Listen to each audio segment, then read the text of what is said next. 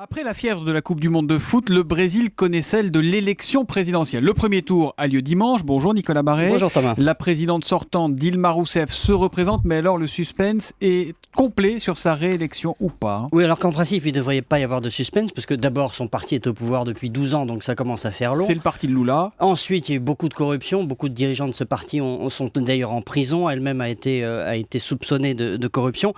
Et puis surtout, troisièmement, le bilan économique de Dilma Rousseff n'est pas bon. La croissance a été la plus lente sur son quinquennat depuis les années 90. Elle a même été négative au début de l'année.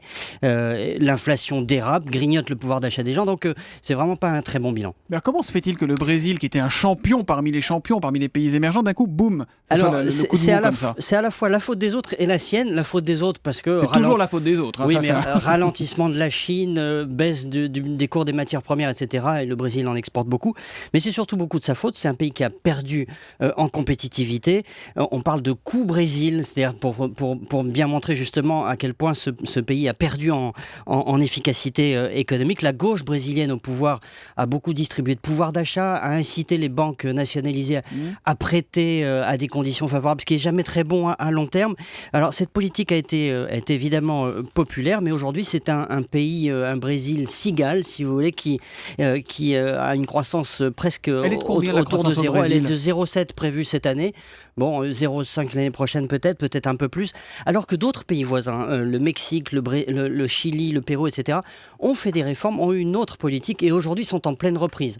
On parle de 2 à 4% de croissance pour ces pays autour du Brésil. Donc il y a une vraie spécificité, voilà. Un vrai problème brésilien. Dilma Rousseff, elle a quand même une chance d'être élue ou pas ?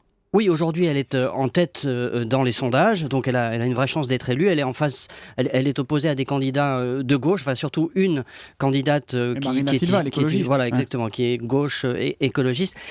Moi, ce qui me frappe dans cette campagne, finalement, c'est que entre ces deux grandes candidates, elles vont devoir l'une ou l'autre relever le défi d'un pays à l'arrêt, d'un pays vraiment en panne.